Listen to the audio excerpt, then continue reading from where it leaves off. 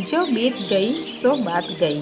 हरिवंश राय बच्चन, जन्म सन 1907, मृत्यु सन 2003।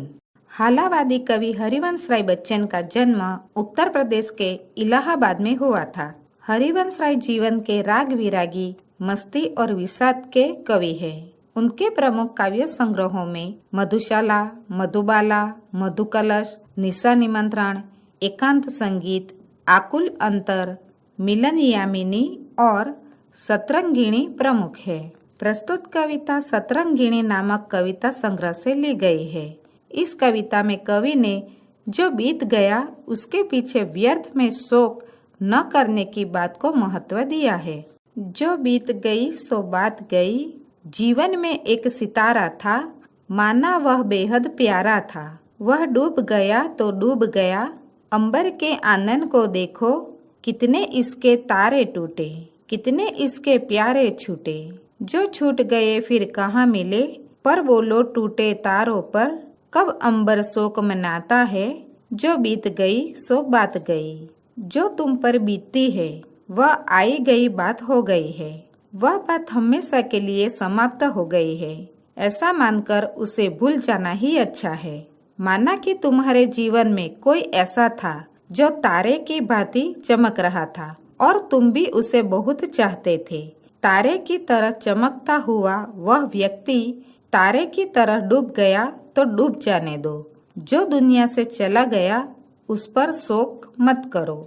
जरा आकाश के चेहरे को तो देखो, अब तक उसके जाने कितने प्रिय तारे टूट चुके हैं। जो तारे टूट गए वे फिर आकाश से कभी नहीं मिल पाए।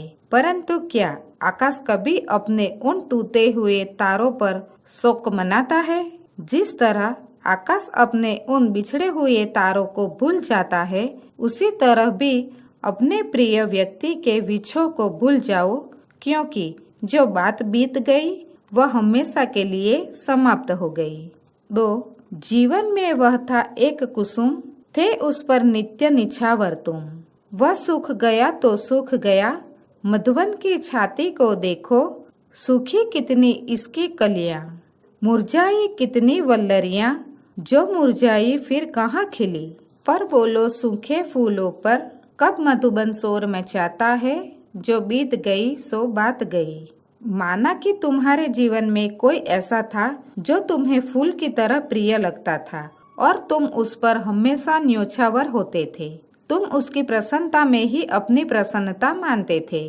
तुम्हारे जीवन का वह प्रिय फूल सूख गया तो सूख जाने दो।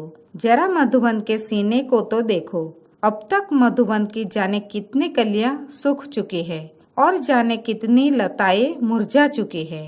न ये सूखी कलियां फिर खिल सकी और न वे मुरझाई लताएं फिर हरी हो सकी। पर क्या मधुवन अपने सूखे फूलों के लिए कभी विलाप करता है? जो बात बीत गई, उसे याद करके दुखी होने से कोई लाभ नहीं है। 3. जीवन में मधु का प्याला था, तुमने तन मन दे डाला था। वह टूट गया तो टूट गया, मदिरालय का आंगन देखो, कितने प्याले हिल जाते हैं, गिर मिट्टी में मिल जाते हैं। जो गिरते हैं कब उठते हैं, पर बोलो टूटे प्यालों पर, कब मदिरालय पछताता है। जो बीत गई सो बात गई।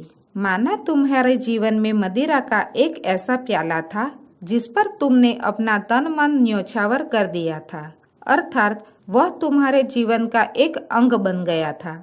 तुम्हारा वह मनपसंद प्याला टूट गया तो टूट जाने दो। जरा मदिरालय का प्रांगण तो देखो, वहाँ जाने कितने प्याले हिल जाते हैं और गिरकर टूटकर नष्ट हो जाते हैं। जो प्याले गिरकर टूट जाते हैं, क्या वे फिर उठकर वापस आते हैं? पर क्या मदिरालय को उन टूटे हुए प्यालों के लिए कभी पश्चाताप होता है? जो बात गई वह बीत गई, उसे याद करके दुखी होने से कोई लाभ नहीं। 4. मृदु मिट्टी के है बने हुए, मधुघट फूटा ही करते हैं। लघु जीवन लेकर आए हैं, प्याले टूटा ही करते हैं। फिर भी मदिरालय के अंदर मधु के घट है, मधु प्याले है। जो मादकता के मारे है वे मधु लूटा ही करते हैं। वह कच्चा पीने वाला है, जिसकी ममता घट प्यालों पर, जो सच्चे मधु से जला हुआ कब रोता है चिल्लाता है, जो बीत गई सो बात गई। मदिरा रखने के घड़े मिट्टी के बने होते हैं, इसलिए ये बहुत नाजुक होते हैं और अक्सर फूट जाया करते हैं। यही हाल प्यालों का भी है। इनका भी जीवन बहुत छोटा होता है, ये भी अक्सर टूट जाया करते हैं।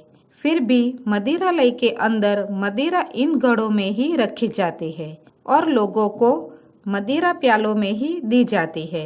जो लोग नशे के अभ्यस्त है वे मदिरा का सेवन करते ही रहते हैं। जो व्यक्ति मदिरा के घड़ों और प्यालों के टूटने के बारे में सोचता है और उनसे उसका लगाव होता है, वह कच्चा पियक्कड़ है।